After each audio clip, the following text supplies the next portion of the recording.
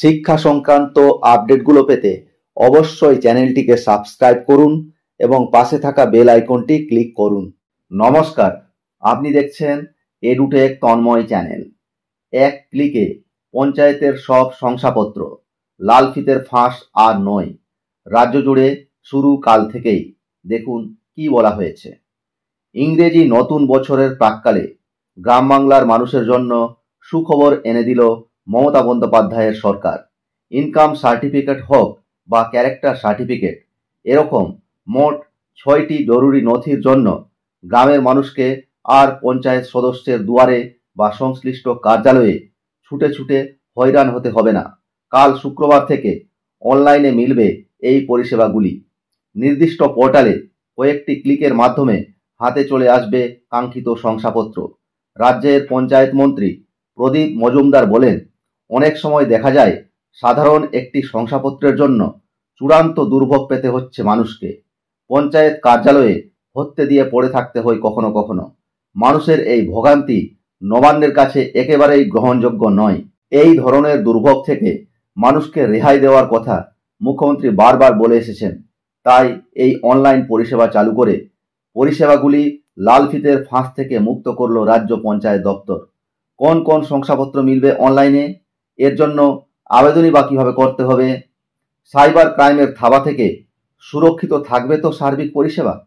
রাজ্য প্রশাসন সূত্রে জানা গিয়েছে, জাতিগত শংসাপত্রের আবেদনের জন্য পঞ্চায়েত প্রধানের শংসাপত্র, ক্যারেক্টার সার্টিফিকেট, ব্যক্তি পরিচয়পত্র, রেসিডেন্সিয়াল সার্টিফিকেট, ইনকাম সার্টিফিকেট মিলবে অনলাইনে।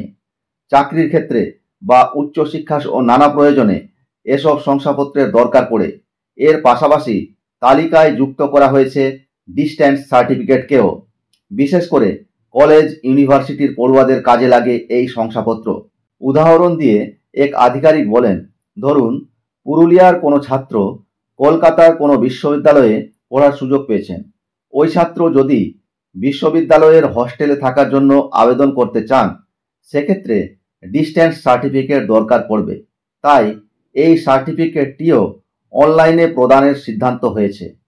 পঞ্চায়েত দপ্তরের পোর্টালে ঢুকে সিটিজেন্স কর্নারে গিয়ে সংশ্লিষ্ট লিঙ্কে ক্লিক করে শংসাপত্রের জন্য আবেদন করা যাবে।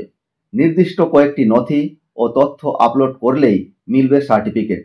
তবে তা দেওয়ার আগে আবেদনকারীর দেওয়া সমস্ত তথ্য ও নথি যাচাই করে নেওয়া হবে।